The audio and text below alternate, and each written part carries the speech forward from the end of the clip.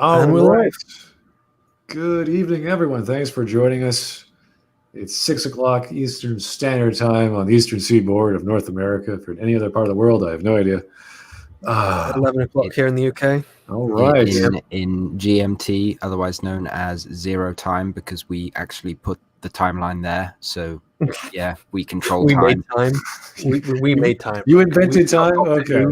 Look, You we got Yanks, you the Yanks doctor. can't sit down for your lunch until we tell you it's 12 o'clock. That's totally fine. I bow to my queen and country, the motherland. So, bravo. The thing is, we had the doctor just kind of come along, and he said, "Oh, look, I'm going to make some timey-wimey stuff, and it's all going to be the UK's. Yeah, wibbly wobbly timey-wimey stuff." Okay. So we are going to be looking at a YouTube channel. I can't remember exactly what it was called. He's a big boy. He's got over 100K subs. Okay. Let me just look at my feed again. What did I post? His name is J. Tyler Mowry. So, and he's doing a video on a bad scene versus an artistic choice and applying his own criteria to what exactly that is. And he'll talk about a few famous movies you might have heard of and why it works and why it doesn't. And this is one of my favorite videos we're covering because he has a lot of good points. And he's got a few little details that I think you guys are going to enjoy listening about. So that's debatable. Yes. This definitely is not brain hemorrhage inducing. It's at least it's something worthy of argumentation and not money is arbitrary, time is arbitrary, mountains are arbitrary. You're not going to hurt yourself arbitrary. Yes. Just labeling everything in the world as arbitrary so you can defend your space with this movie. Okay.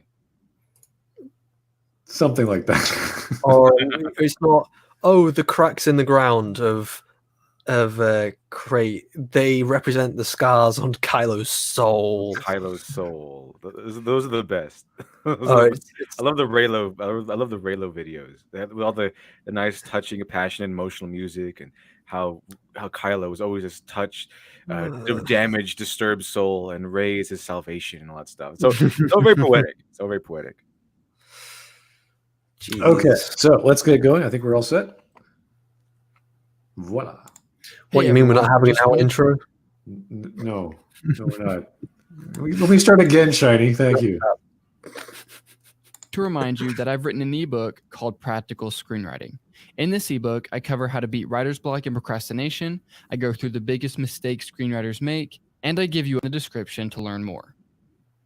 So after I made the video on how to write a scene, which you can watch here, I wanted to talk more about finding the difference between a bad scene, which is a scene that fails to turn the story and propel it forward, and an artistic choice, which means a scene that may have been controversial, yet still structurally holds up and turns the story. So pause this. Yeah, Shiny and myself talked about this before, but this is a very generic thing to say a scene is bad if it doesn't push the story forward. Now, generally, I would agree. A scene that doesn't develop a character or a plot is kind of worthless, but it can mean many things. We're not sure. So he has to define what that means. The way I said it was that a bad scene is usually something which doesn't add to the story. So the way I would describe propelling the story forwards would be within, the things like going from, one scene to the next in terms, usually referring to pacing. But, I'm not a big story writing guy, so I don't know exactly. But I would say there's lots more things which can add. Basically, a good scene just has to add in some way, either to character depth or, world depth, or just anything that makes the world less shallow. I have heard that is one of the most interesting, the most consistent piece of advice that I've ever heard about writing, that every scene, every sentence, every word must propel the story forward. But I found that it's not entirely true. I know he's probably going in and he's trying to summarize it because it's summary there. So he did the best he could with just summarizing what he can see as a bad scene. But just because it doesn't move the story forward doesn't technically mean it's a bad scene, because you could have a scene that's devoted to characterization or fleshing out some backstory, which would give us some substantial information, but not necessarily push the story forward. But I can see where he's coming from. It's completely possible that he just had to summarize it, and that's where he had to leave it. So the world and the story are separate elements. So, like, in terms of the story, is in the events, the events and the worlds are two separate entities within a story. Like, you can have a scene where you don't, where the doesn't help propel the heroes into stopping the terrorists from blowing up the White House or something. But it can give you an instance where you can develop the world or develop the characters or something like that. Give you some fleshed out moments, but it doesn't really necessarily push the plot along. I kind of believe that. Go back to like artistic choice again, Smud, where he pulls up the two. Me confusing with. He pulls up the two listening descriptions. To opinions about a particular. Because he refers to a creative choice as something which is structurally sound. I think you may be too far ahead. No, it's a problem with the. It's not going back for me. If you want to go back, go right ahead. I guess I'm not on watch together. You'll have to. Like, I don't know. But I'll just go based on memory. He basically said an artistic choice is something which holds up structurally. There you go. A controversial, something that holds up structurally and turns the story. So, I think what he refers to as an artistic choice is something like the Holdo maneuver, or Leia flying through space. And I wouldn't say those are things which hold up structurally. I think he agrees with you. He gets into his explanation. Let's just keep going then. Hello. It can be confusing. Hey, Gleb. You're there. Okay, good. When listening to different opinions about a particular film or scene, and many times people confuse terms and ideas. So I want to take this time to clarify the difference between a bad scene and an artistic choice so that you can write your own scenes better. Now, it's important to note that just because a scene works doesn't mean the story works as a whole. When I'm talking examples here, I'm not discussing whether or not the story works on all levels. I'm talking about whether or not a particular controversial scene works. We are looking at scenes in this video, not entire stories. Let's start by looking at two examples of scenes that were controversial, but were structurally not bad scenes. It should be interesting. Iron Man 3 is one of the more controversial installments of the Marvel films. Some fans hated the film and say it's one of the worst in the series, while others enjoyed the film and think it added as a decent sequel to the Iron Man films and worked within the Marvel Cinematic Universe. Much of the controversy around the film stems from the Mandarin. Tony Stark hunts down the Mandarin and realizes that he is only an actor and not the actual leader of the terrorist organization. Let's go ahead and look at the scene where Tony meets the Mandarin. We will take the rewriting questions from the How to Write a Scene video. And isn't this kind of like examining one piece of pepperoni from a burnt pizza? Mm-hmm. I don't know how. Like, yes, if you broke down every single scene individually by this criteria, you would label all of the scenes as good, but that doesn't mean that combined together they make a good story. So I don't understand why you would take a scene and analyze that alone and not look at the wider context, because ultimately every scene is to serve the story. Mm-hmm. It's a minimalizing way of looking at scenes as it feels reductive. Themselves. He even referenced it as something which propels the story. So he's referencing the story as the plot as a whole and not just the scene individually, but yet he's ignoring the rest of what's around it. So I'd say, for example, I think of a scene which contradicts canon. Holdo maneuver.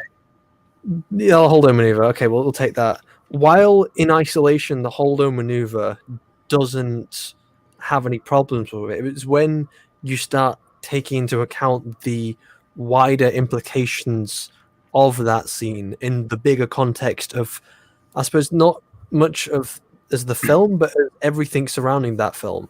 So the context is usually what also matters.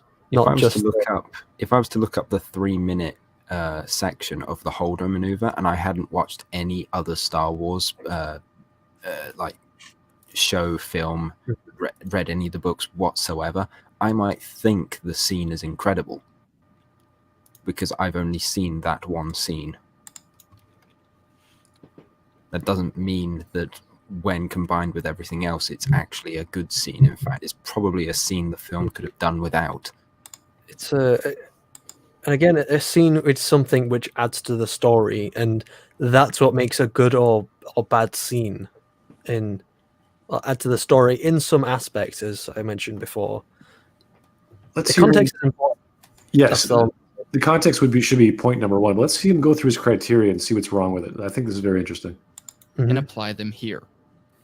What do the characters want? Tony Stark has found the location of the Mandarin's broadcasts. Now he wants to enter and apprehend the Mandarin. What is the specific problem in the scene? What creates the scene conflict? There are armed guards protecting the mansion. What do the characters do to try to get what they want? Tony brings the guards down, which allows him to get inside and search for the Mandarin. How does the scene change the overall story? Tony finds the Mandarin, but realizes that he is simply an actor and not the mastermind behind the bombings. This new information surprises Tony, and he finds himself in a trap. Okay, so structurally, the scene works. It's not necessarily a bad scene for the story, it's simply a choice the writers made for where they wanted the story to go. Yeah. And this is an important distinction pause to it. make. So he talks about the structure of the scene. He hasn't But, explained yeah, why it works. Yeah, there's two different parts of a structure. There's the structure. It's kind of like a house of cards when it comes to like the structure of a story. So there's the structure of the scene on an individual level, and there's the structure of at the whole wider scale of, as I said, with the context. And that's what makes it. He doesn't quite clarify part of the structure he's talking about, because ultimately what makes the scene good would be the structure of the scene in the context of the film, and I don't quite understand Right. why he's going the path he is when Yeah. he's defining these things. When you talk about structure, I'm guessing he's referring to the composition of the overall story. Because when I hear the term structure, immediately my mind goes to style. So how did the writer or director film these scenes together? What was the point? What was the focus of your eyes or the story in that regard? So I want him to clarify that word as well. So there's lots of questions I have about his criteria that don't quite seem to matter or don't seem to have the weight they should. I think the first one he meant was very important, which was what did the characters want? That was like number one, and everything else is kind of subjective to me. If you're going to fix a scene in your story or give feedback on a story, it's important to differentiate between a scene that has problems and one that works but makes artistic choices you may not agree with. While some fans may not have preferred the Mandarin twist, the scene works for the story. Now let's take a look at another controversial scene. Okay, pause. This one comes from The Last He doesn't say how it. He doesn't say how it works for the story. No, he hasn't. No, he's just explained what happens. Mm-hmm. That he should have really explained more of how it adds to the story, and that is very But it important. says it's going to be his premise. It's going to be like his control group. Like, this is what a good scene looks like. This is what I guess a bad. I guess he's going to go to Last Jedi for what a bad scene looks like. But he's using a film which is quite like critically. A lot of people don't like it, and a lot of people, agree that the film is of rather poor quality for not just the things like the Mandarin, but also other reasons, which I suppose we're not going to get into an hour-long conversation about, the strength and weaknesses of that film. But wouldn't it be a better choice to go for a more well-renowned film, a film which everyone can agree is of quality, and say why that scene works well for the structure of the film? Hmm. And not just saying what happens within that scene. That could be what he means by structure, that the things he sees make sense and they have some value, and that's that. So The structure is much more complex than just what happens.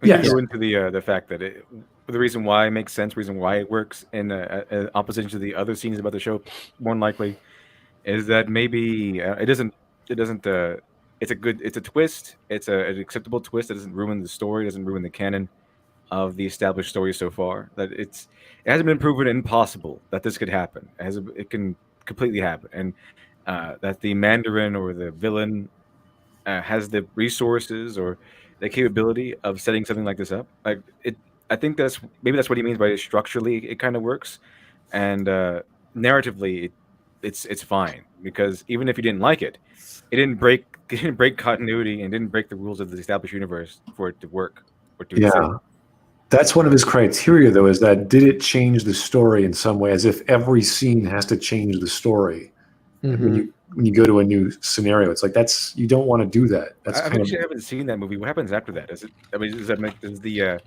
Tony Stark going to that fake Mandarin's house? Does that actually change anything, or can you just if you were to edit it out, does it still work? that's possible. Well, there are things like that in TV history. So the one I always think of is Game of Thrones in episode 3 when they have the dead in the crypt of Winterfell come to life. But there is no consequences to that. You can cut every single crypt scene out of that episode, and the entire story continues as if nothing happened because it's never referenced as a plot point. Last Jedi. In this scene, the rebels are running from the First Order. The lead rebel ship is shot, and Leia is sucked into space. However, she uses the Force to pull herself back into the ship. She survives, but is in critical condition. Let's take a look at the rewriting questions to see if the scene works. What do the characters want? Not to die in Leia and the space. rebels want to Yeah, it's Leia. escape the First Order.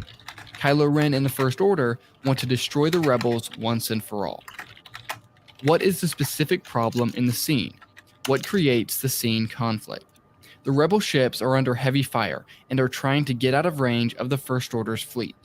Leia's ship is hit by 2 TIE fighters. Yeah, but Okay, also, Paul. yeah, Kylo was in conflict as well. The reason why this scene doesn't work is because the Resistance is fucking retarded. They let down their forward shields for no reason. Oh, we need to deflect our flag, but yeah, the shields are still working. Wait till you get out of range. For They're some fucking reason, idiots. there's no shields on the hangar bay. For some reason, the missiles bypass the shields. There's all sorts of weird questions. Yeah, That was what else established in Revenge of the Sith, that they have shields. You know, are you crazy? The shields are still up, and then they have to destroy the shields and get through the doors before they close. I like the fact he said it 2 fighters, despite the fact he showed literally the ship being shot by like 7 Star Destroyers. They sent 2 fighters. yeah. Ooh. Then there was the whole scene of But There was even the- then, there was the whole scene of Kylo not firing on Leia. It's like, oh, he knows she's there. He's not going to do it. That And was this whole build up to that, it's like, oh, he didn't do it, and then it happens anyway. and how did these missiles just do so much damage to a capital ship as well? It's quite perplexing to me how. Yeah, but anyway, we're not talk. I suppose not talk about that directly. But he seems to ignore a lot of problems within the scene itself, which would what makes it a bad scene. If there's inconsistencies, if it doesn't make sense. Again, the rebels turning off their forward shields doesn't make sense. Things like there only being 3 TIE fighters doesn't make sense. Here's a super chat from Owlet Freddo's Bookshelf. Thank you, sir. Who wasn't notified? This guy. Anyway, cheers. Okay. There's been some trouble with YouTube not wanting to notify people about streams and stuff. So Yeah. Not sure what's going on. I tried to post it on Twitter an hour before, but that's all I got, guys. Sorry about that. I could kind of get the idea from YouTube that they don't want us using their services right now. That's true. Yeah, no. That's what happened with a lot of streaming software. It says, hey, by the way, YouTube is going crazy with all these people live streaming, so might have some traffic. I'm like, well, it's going fine. Not seeing any problems. I just get which the causes her. I just get the message. Hey, we've been seeing your live streaming a lot. We're going to go ahead and take away some subscribers. Oh yeah, Jesus. Well, that's about like 150 so far. They just scrape a few off the top. They Jeez. say, well, you've been live streaming a lot, so we're just going to go ahead and look through your subscriber base, and we're going to get rid of all the unresponsive subscribers and the bots and stuff. And then you have lots of people coming back to you saying, "Hey, I got unsubscribed from you somehow." Thanks, YouTube. Yeah, it's great. Yeah. No, you always get the bots. That's normal. But yeah, some people say, "When was this stream? I was on YouTube at this time." It's like, I don't know. Couldn't tell you, man. But what's what you got to deal with? her to be flung out into space. Now Leia is in serious danger. What do the characters do to try to get what they want? In space and on the brink of death, Leia pulls herself back to the rebel ship and survives. How does the scene change the overall story? It breaks Leia the is entire universe. incapacitated. Sorry. Mhm. Doesn't it break a lot of rules? Yeah. Break the entire universe in order for that to function. That's why people Survives in space. That's why people have so much have a big problem with it, because it's not just a small thing. It's not like just like Tony Stark going to the Mandarin's house and surprise, he's an actor. It says we're going to go ahead and, by the way, Leia has force powers now, which weren't established before. She just has them now, and also she can breathe in space for a little bit, and she can fly through space, not just instantly die once she's been exposed to the vacuum of space. Mm-hmm. And is he trying to say an artistic choice is like ignoring the logical parts of a film? It doesn't seem like he's saying that, but that's what I would infer from saying, "Oh, this bad scene's an artistic choice." I thought an artistic choice is more like a supplemental sort of thing, where like it's functional, but it also has a little extra addition onto it. It's an artistic choice, like for example, you have maybe you have a gunslinger, but he has like a really interesting looking hat. Now it's not in the grand context of things, like that hat it's not time relevant. It's kind of like when you have I don't know, like in some of those anime where you have it's like set in Edo Japan or something, like Samurai Champloo. They have like beatboxers and stuff. That's an artistic choice. It's called anachronisms. Yeah. So if you have like a gunslinger who has like a really interesting hat that wasn't around during that time, but he has it anyway because it fits his character, that's an artistic choice. It doesn't take away from anything, but it doesn't require you to break rules for it to exist. So that's what I thought by artistic choice, an addition rather than an excuse to excuse poor writing and poor attention to rules. We were going to go down his 5 list again, but I just want to explain his 2 parts here. Awesome. Which turns the story by creating conflict between Poe and Vice Admiral Holdo over who will lead the rebellion. See, this is another scene. So he just said scenes should be independent and work by themselves. Now he's referencing another scene. So I'm like, okay. But scenes aren't independent of themselves. We're not talking about a short film here that's independent of pretty much fucking anything. We're talking about a film that belongs to an existing franchise that has a well-defined universe. I know, but this is criteria, so I'm a little concerned of why he invented this criteria and he's not following it. Because, for example, Admiral Holdo's hair being purple, that's an artistic choice. Doesn't ruin anything. It's just really, really dumb. Things like an admiral wearing a ball gown dress. How is she an admiral? Explain to me how this person is an admiral. She's like she rolled out of bed after drinking a lot, and just call her in. Like it's like that one scene in every one of those cop movies. Like, I'm retired, but you're the only one who knows how he thinks. That sort of scene. He's a drunk, and he's brought her in. Here's a super chat from Steven Alvarez. Thank you, sir. Gonna ignore Leia took an explosion to face. Yeah, she blew up for explosive velocity into space. Her lungs imploded. Her face is melting, or should be melting. The other side of her body should be frozen. Yeah, it's crazy. There's all kinds of weird things that are happening to you when you explode and get sucked into a vacuum or blown out in space. I haven't said anything yet because neither has the video creator. I just have nothing to say. Just a little punch there. Oh, I'm coming back down. The best thing I can think of as an example, because he's treating every scene as if it's like its own contained thing and it isn't part of a larger collections. So if I decided, let's say we're making a tapestry, and I get my 2 feet of tapestry and I paint Picasso, and then Smud, you paint.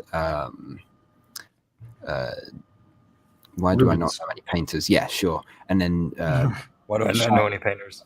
and then Shiny paints someone in the style of someone else. So we've all got something very artistically creative individually. But if you put that together to make a tapestry, it's got no through line whatsoever.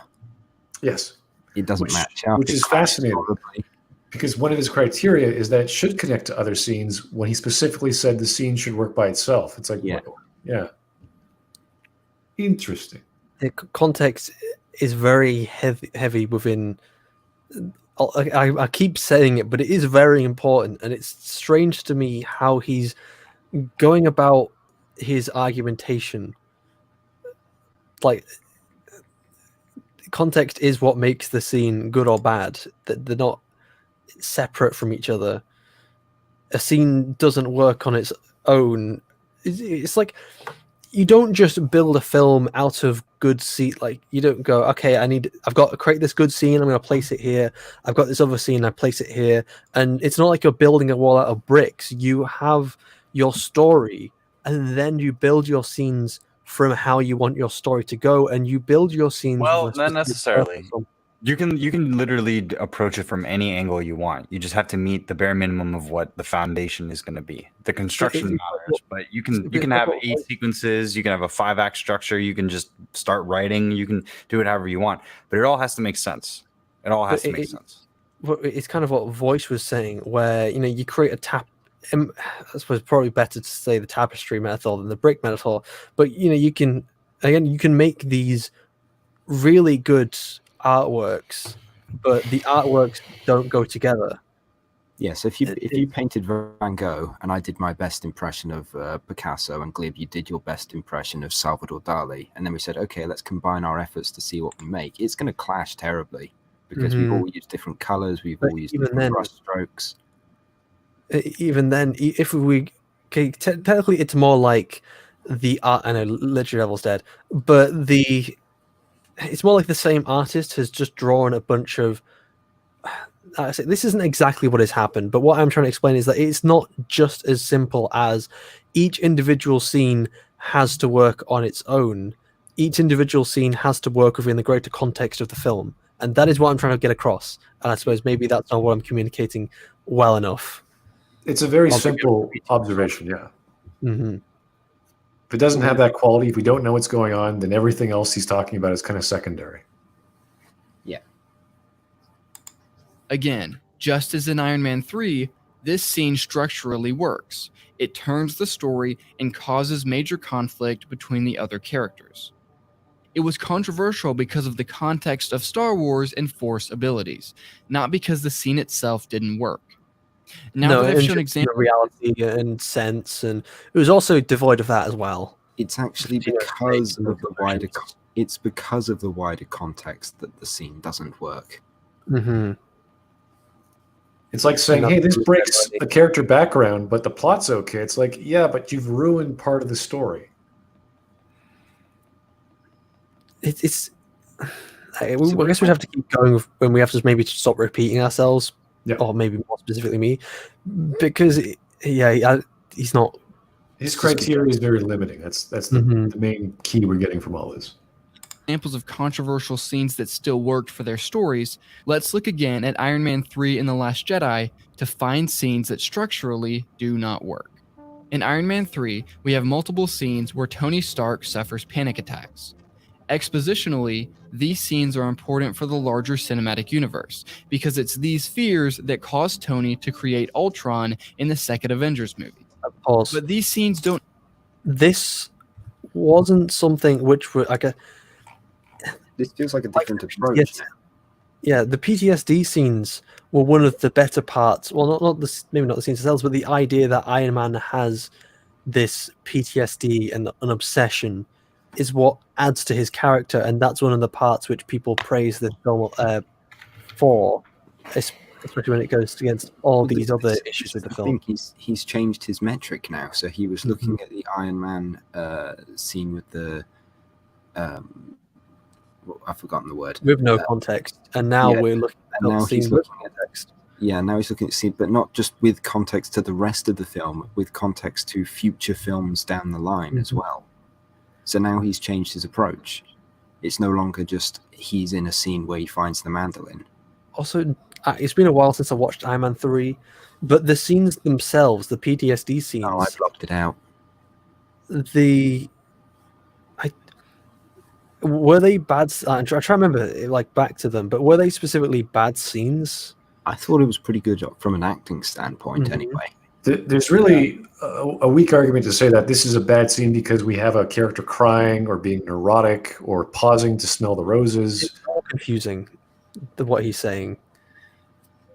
Anywho, we got a super chat from Punished Berserker. You'd think Litra Devil would have a full tank of internet gas after what happened to the stream this morning. I wasn't watching it. What happened? Does anyone know what happened to Litra Devil this morning? I don't know.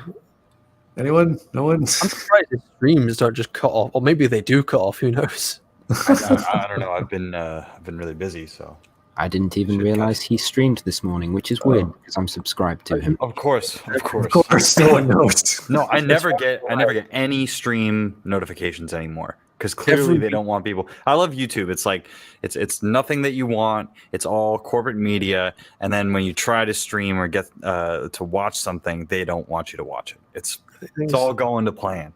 I just talk about LitDev. He does a stream every week. I can't remember what time it is exactly, but usually it's in the morning for Americans, and usually in the early afternoon for us here, Brits. And it's usually just him looking at articles of comics and stuff and looking at morning nonsense. And go buy a mug, okay? Buy a mug. Do it now. Now. He does it every week morning. If you don't buy a mug, I'm coming for you. No, oh, LitDev's now in the chat. He's become one with the chat now. He's everywhere. Lit chat. All right, let's keep going. Don't actually integrate well into Iron Man 3. In each of these panic attack scenes, Tony simply has the panic attack, recovers, and moves on. The story is not turned in any of these scenes. We don't learn. It's adding depth to the character. That it's adding to the. Again, I'd have to look at the film again. Wait a minute. Let's go back to Iron Man 2. Iron Man 2 has the Palladium plotline, right? Where he's just constantly losing whatever, his blood toxicity is getting higher. Yes. And then in Iron Man 1, what was the MacGuffin plot device? His heart wasn't going to work anymore? Or what was it? He didn't have enough power? Or his heart got stolen? There's always some element of Iron Man's physique or his body that represents his mental state that breaks. And it gets really old by Iron Man 3. So, I mean, I agree with what he's saying here. It's like it doesn't really advance the plot further, but I didn't think it did in Iron Man 2 either. It just is a series of kind of... What I'm trying to get at is after Iron Man 1, Iron Man became a character where they just kept using the same format over and over again. The formula where he has to keep resetting to this previous stage, and he didn't get advanced really until Captain America started to become a relevant character and his foil. So I don't know.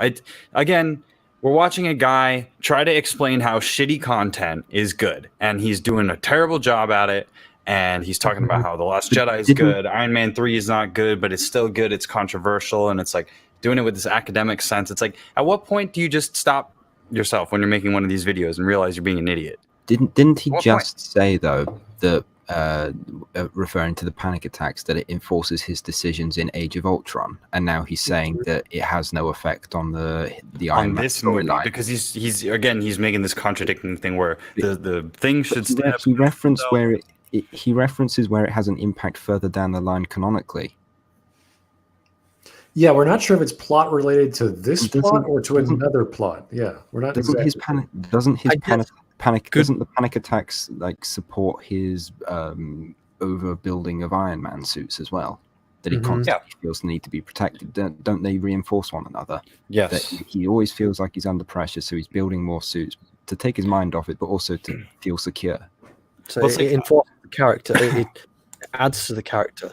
Why is it... Okay, let me ask you this. Why is there even a dichotomy here? A bad scene versus an artistic choice? Because he's saying that audiences are confusing the difference between a bad scene versus artistic choice. And that's just stupid because most of the bad scenes come from poor artistic choices. Most of the bad scenes are artistic choices that don't vibe or mesh with the logic of the movie. The primary conceit of Iron Man 3 is that he has all these Iron Man outfits and he could do all this stuff and he doesn't really do anything. And then at the end, it becomes an issue.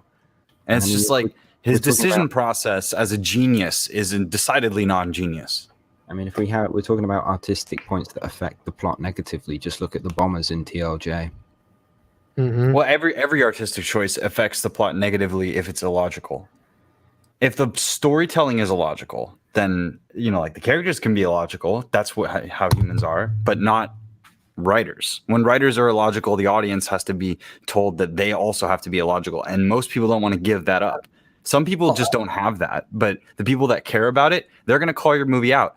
You have to make movies for the audience, and some of the people in the audience are going to be smarter than you. You might as well give them something to chew on. It's not a chew toy. It's a movie. I would say people. I think, unless I misunderstood, you said humans are not logical, and I would say on a psychological level, humans aren't. I didn't say that. That's like a Patrick Willems saying. What I'm saying is that humans are bound to make illogical decisions. That's a human trait. Is that sometimes we make silly decisions. Like, why do I continue to smoke tobacco even though I know it's bad for me? Because there's other decisions. It's just not logical from. So if the person doesn't logically think that okay, this thing is causing me harm, maybe I should stop doing this. But from a logical standpoint, it's still logical. And the reason why they keep doing it is because they're addicted. And there's why people act in certain ways, which if they were thinking logically, this is the confusion. So people but hold on a second. You're writing a character. So you as the writer know this about the character. You know the character is going to be like that. Now, if you have that information, how can you write a bad scene based on those artistic choices? The best way to say it is maybe along the lines of, while people do not think logically, they act logically based on, like, everything is cause and effect. You punch someone in the face. I know what you're saying. Angry. I know you're trying to get to like the root of that, but what I'm saying is specifically for his argument that it's an artistic choice versus a bad scene, or from the audience's perspective, it's not supported by that kind of foundational logic. He's not trying to synthesize some sort of rule like you are right now. He's trying to do that, but then he's contradicting himself later because he's trying to support his overall point. Also, just in the chat, no, me and Glib do not like it. We're both fine. We don't hate each other. No, not at all. Someone in the chat does Shiny not in public anyway. Not in public. In private. Behind the scenes. No, it's good fodder for it's coal that we just burn in the furnace of trying to figure out how to make our writing better, and we're each bouncing off each other. I learn a lot from everybody on this, so I don't want anybody to think that I dislike anybody. What I hate is I hate bad content. So it's more that I'm passionate about the bad content, and if I think that somebody's missing something, then I might interject for a second. But I'm frequently like that, and as Southpaw have ribbed at me, well. I can go on like what are those? I can stump for hours on a point, but I should shut up and listen to other people. So I've argued and disagreed with Southpaw before, but neither of us, or at least I hope, but as far as I'm aware, neither of us have any kind of hard feelings towards each other. It's just, we discuss and we disagree and we have a conversation. It's totally not personal, because it's like, I tell this to everybody that I work with. Especially when I'm hiring people, I say the way that I do stuff is that if I'm making a comment or criticism, it's not about you. It's about the content that we're making together. There's a common ground that we're all working on. It's not like, oh, I hate this person or something like that, unless they have some sort of character defect that's going to affect everybody else. But it's not like the group of people here are going to be at each other's throats or something like that. And the thing that really gets me is, like, you can disagree with people all day long, and then most people forget about something in a week and a half. And even then, circumstances change. So, like, remember when Smudboy was talking about the Epic Game Store and everybody was flipping out about that? Nobody cares anymore. Literally nobody cares about the Epic Game Store anymore, because all of the points that were made back then are irrelevant at this point. The content is now on other platforms and all that stuff. The Avatar: The Last Airbender thing with Rags, nobody really cares about that, because it's like, it's at the end of the day, that's your opinion on if it's going to be good or not. And then the logic that we get through those arguments is going to be the interesting meat of the meal anyway. So I don't know. I feel like people like the drama of stuff, but that's kind of boring to me, except when we're commenting on it. I don't know if I should say this out loud, but I don't know. Do I say this on stream? From what I had a chance to talk to Rags, and from what I've, what's been said, it seems that Rags is quite upset about the whole debate, and to an extent, so is Mauler, and that's, I guess, not so much because of the arguments, but more just because of how they feel they've been treated by people because of they're attacking a well-beloved IP. He is right, though. Avatar does suck. No, I disagree. But I know we're that gonna we're not get to really- the argument. I know that we're going off on a tangent, but my overall point here is that like the controversy about people's opinions on something like that, if you get so invested in it that you start to play points games like that, where you're like, oh, this person said this and this person said this, and it's not really about the core of it, it's not really about understanding who the person is and contextualizing what they're saying, then you're really doing yourself a disservice. Like at this point, something that Movie Bob says, everybody understands that he's going to sound like Hitler and not realize it. Like everybody knows that now. So like now, when I see a tweet, I'm not gonna like make fun of him. I want to further his madness so I understand more of it. Like he was saying earlier, I'll never get to see the future I wanted to see, and I was like, why don't you, Mr. Movie Bob, why don't you write a book about what you think the future should be? That sounds like the greatest dystopian science fiction novel of all time. Like just his ideal universe would be like that. That's how I embrace the cringe. Like The it's Oracle of Movie Bob. Oh, dear. Movie Bob, he recently had a video where he, I think, unintentionally kind of recommended that the nerds are a different race and they are the master race. Oh yeah, absolutely, absolutely, and it would be so great with like weird eugenics and like conservatism is like outlawed and stuff like that. It's like a perfect 1984 sequel. He's basically like he basically argued that the nerds are just or like the mutants are just being bullied for being better than everyone else. I think the real harsh thing that I really think about all this stuff, because I feel like I could go in any direction. I could wolf out, I could be Mauler and very analytical and objective about it, but like ultimately I look at people and I see the trajectory that they're headed on, and then I go, okay, and I try and see if my analysis is correct. And it's like when you have people like Jack Sane or Taxon or whoever like that, they're on a collision course for something. I don't know what it is yet, but I know that their theory is going to run up against the wall personally with them. They're going to reach a point. And that's the same with Movie Bob. It's the same with all these people. All the people that are making really poor decisions on the internet and doing in real life, they hit that moment. And then the crazy thing about the internet is there's so many people ready to just comment about it. They're ready for you. The entire commentary community is ready to make 1 million views. The right opinion is ready to make a bunch of views off of your downfall. To be fair, it's easy to see it as the wrong opinions when you're looking from the outside. Mm-hmm. But it's just, everybody can state their opinion, and then I like to talk to facts, and that's the fun part, is when somebody is so factually wrong that you can just laugh at them about it. That's Schadenfreude for me. When it comes to Movie Bob, it seems to me that he just like when it comes to like, oh, nerds are the master race, it seems to, I don't want to, like, this kind of sounds mean, and I don't intend to be mean by any means, but it seems like he was, well, I think this is pretty obvious, but he was like bullied at school, and he's not. Oh yeah, he admitted that. He admitted that in his book. Okay, Yeah. look, this is Wait. He wrote a book? Yeah, he wrote a book. Not another autobiography. No, he wrote an autobiography that is his book on Mario Brothers, the experience of how Mario Brothers. I'm actually going to do a video. I got this guy. I'm not going to say his name. I wish I could. He didn't want me to, but he did all this research and he presented me all these blurbs from the book. So I'm going to cover that and maybe read the book a little bit. It's terrible, it's full of misspellings, but it's exactly what you're saying, Shiny. Everything that you expect, yes. No, but what I'm trying to say is that there is a healthy. So I'm kind of. It's a bit awkward to say, but I was also bullied for 16 years of my life, and it caused me a lot of childhood trauma and issues that still cause me problems to this day.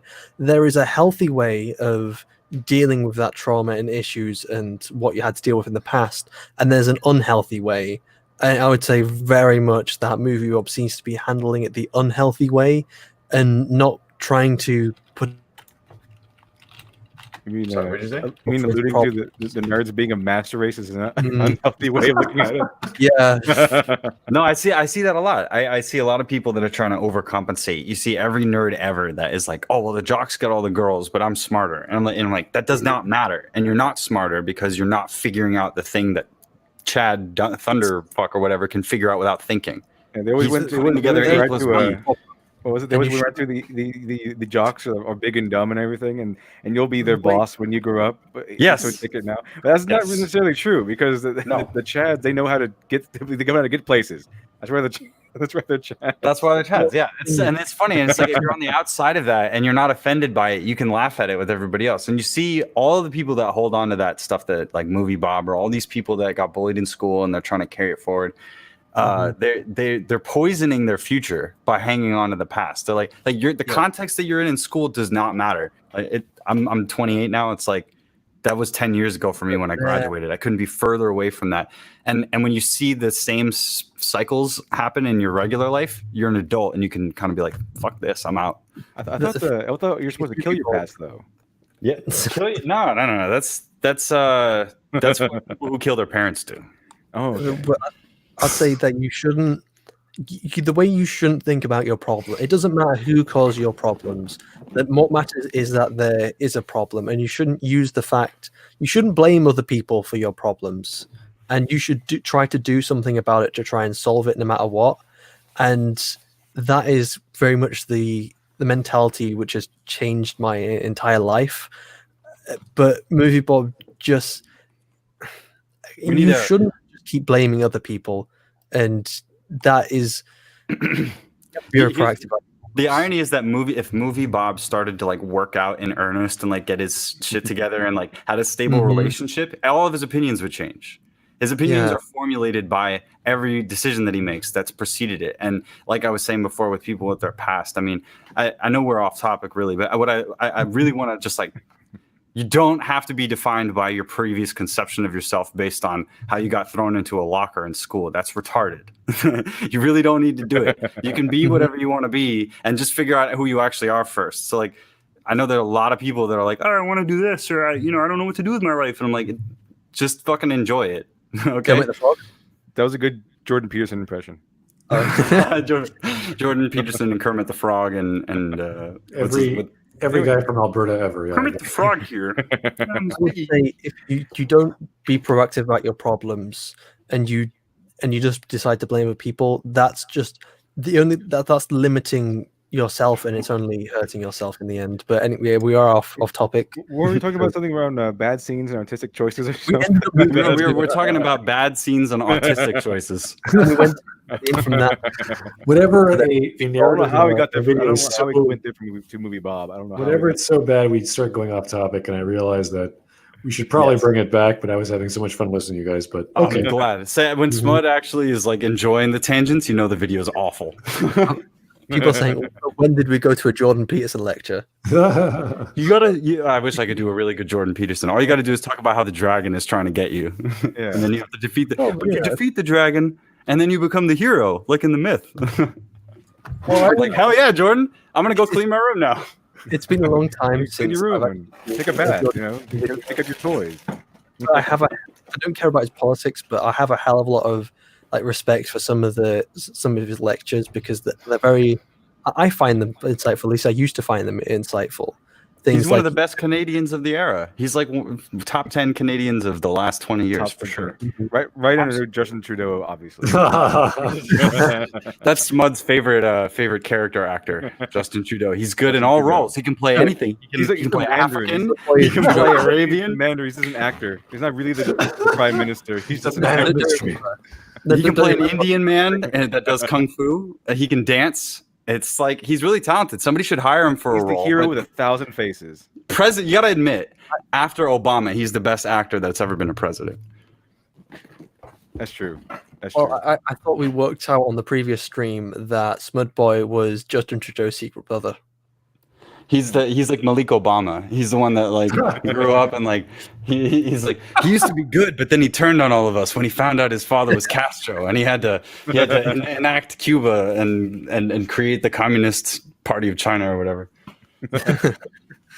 Oh, I'm always Sorry, learning I'm how in to speak Canada, but I mostly thought- these days. Wait, so. Smudboy created the communist China. No, Smudboy is secretly leading a resistance and underground. It's all done in rhetoric, but he's activating his Every legion. sentence of every letter. Yeah, Smud Trudeau. Smudo. All right, gentlemen, let's keep going. Ladies, no. New information, and the panic attacks don't end up hindering Tony's goals in any real way. Come on, what do you do? Just breathe. Really, just breathe. The best way to integrate Tony's panic attacks is to allow them to actually turn the story.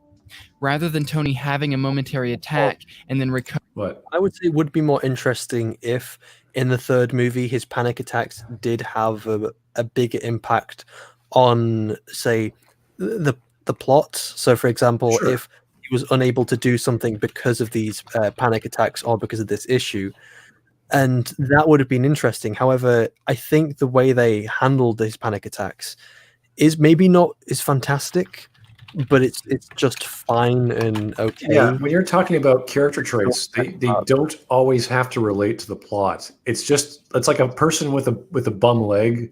Like he has to walk, so he's going to walk across the street, right? It doesn't have to mean that much. In this case, should it have? Yeah, I would love to if everything was plot related, but it doesn't have to be. Like there's nothing wrong with a character sitting in a coffee shop and drinking a cup of coffee and crying or something. Like, Isn't it plot related though? I don't understand how it's not plot related. And I don't know. He hasn't. What he means is that it doesn't directly impact Tony's goals or the plot itself. I think what he's referencing it as is he's saying it's something that is just there and doesn't affect anything outside of these scenes. But it does affect his actions. He's bloated up. He's bloated up his entire Iron Man project specifically because he is insecure. So imagine he doesn't have any neurotic or psychotic feelings at all. He's just a guy, and he just starts building Iron Man suits. Would that provide less context? No, it would be a completely different story because the whole thing of his PTSD is a terrible, large plot device that drives everything forward. So this argument is really bad. I mean, and again, scenes. I don't understand how a recurring plot device is referring to one or two scenes because the whole story is about him overcoming this one obstacle. That's his character arc. That's the reason why people didn't like Iron Man 3 because it didn't really make sense that it would be like that. He should be Tony Stark, but he's not Tony Stark because he has to find a way to become Tony Stark again.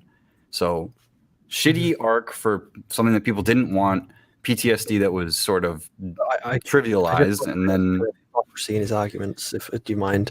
So he is referring to these scenes as bad because they don't affect the context outside of these scenes. So he's very much flipping backwards and forwards on if the context matters or not. Because at some points he's saying, well, in Star Wars: The Last Jedi, the context outside of these scenes are what make the scenes bad. But when you look at the scenes themselves, they're good scenes. Oh, but when you go to the Iron Man film, these are bad scenes unless you look at them. He's talking about the larger context. So is he? Again, as I said before, I believe what ultimately makes a good scene is the context of the wider story and the universe. And literally, Devil just died, and well, I forgot what I was going to say now. But yeah, I suppose I don't need to explain further anyway. You were going to say that all of the best movies are 3, like Shrek 3 and Spider-Man 3. Oh dear. Oh, of course. Oh, Spider-Man 3. Oh, masterful piece, masterful filmmaking right there. 10 out of 10. What? Dark Knight Rises. Oh, I can't remember which one. I can't remember what all the Dark Knight films are called. I can't tell the difference. I just know there's one where it's like Ra's al Ghul, one's Joker, one's Bane. That's how I distinguish these films. All right, I think we should continue because I want to hear the rest of his point. I'm lost. I'm legit. Recovering and simply continuing on his way, the attack should create a larger problem for Tony. This would create a story turn as well as give us the setup for the Ultron problem to come in the later movie. For example, why can't Tony struggle in a battle with a panic attack, causing the fight to change course? Why can't he have a moment where he must run from a fight because of an attack instead of fighting? Yes, the setup of Tony's fears is useful for the later films, but it makes for more compelling scenes if they actually affect the story we are currently watching. See, I don't disagree with that, but at the same Mhm. time, I see nothing wrong with people being people. I see nothing wrong with Tony having a problem or someone crying over a dead pet or Like any other reason. a drinking problem, Yeah. for example. Let's say you have a superhero who's an alcoholic. It could be a personal problem for them. However, it wouldn't necessarily impact things like fighting, because obviously you're not going to suddenly get drunk in the middle of a fight, are you? Well, maybe, but that's the thing. If it's plot related, great, I'm all for it. But it doesn't have to be. Like, it's not fluff. We're still talking about characterization. It's still part of the personality. It seems like he's casting a very basic description and argument for something which is very large and complex and very complicated. It's a ball of wibbly wobbly, timey wimey stuff. I'm back. I just have hillbilly internet today. Okay. Well, yeehaw! So long as it's not the entire computer, so that's always good. No, it's just StreamYards. Everything else is working fine. It's just StreamYards keeps kicking me out. It doesn't like you. I guess But I not don't today. like you either. I don't like you I don't like you either. either. Yeah. Death penalty. I'm wanted on 5 systems. That's actually pretty good. The other guy's like, "No, what are you doing?" Well, oh man, I wish I could remember the lines. Robot from that. chicken. There's like a robot chicken one where he's like, "No, what are you doing?" Yeah, it's like the guy's just drunk and he's like, "Oh, what are you talking about?" And then like the guy's an architect and he gets his arm cut off and he ends up losing his job. because he can't draw anymore. You see, this is why Robot Chicken's great. It's just it's good scenes, but it's not a good story. Let's go back to The Last Jedi and take a look at a string of scenes that have been dubbed the Force FaceTime scenes, where Robot Rey and Chicken, Kylo Ren speak to each other through a Force connection. good scenes. Again, we're not asking if these scenes are working within the context of Star Wars and the other films. We are simply asking if these scenes help turn the story and move it forward. I don't think the There are shirtless scene is a obviously an artistic choice, but you probably shouldn't have used it. I'm kind of curious.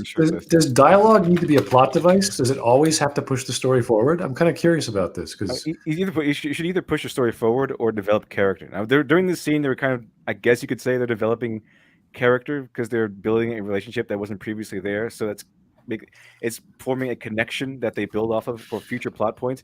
But suddenly shirtless, that's an artistic choice. It wasn't actually absolutely necessary. You should be able to reduce the scene's dialogue to a point. It can start as a broad topic.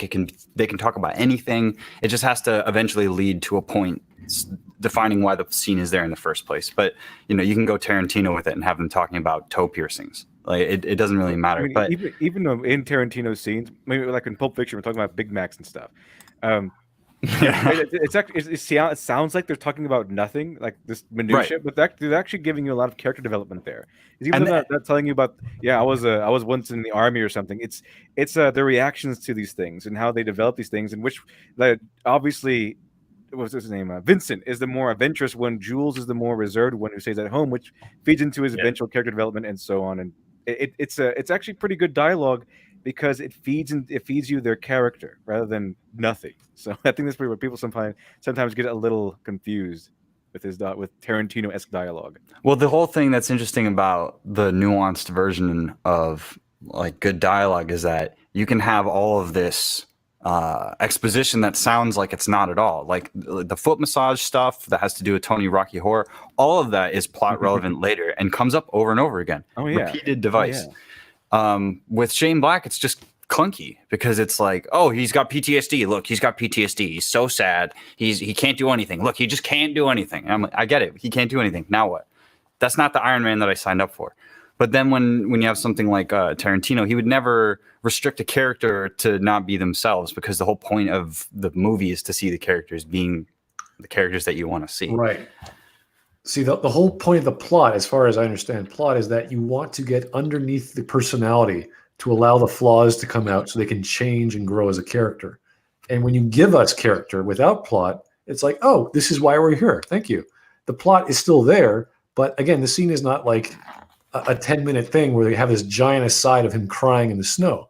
This is why he's sad, and we don't need too much of it. We just need just enough to know, okay, this is what he really feels.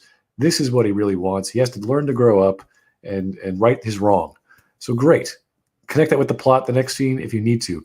But again, I see nothing wrong with people being confused or sad or being flawed or running out of money and being unable to pay their bills or whatever seems like a random scene just to fill in time.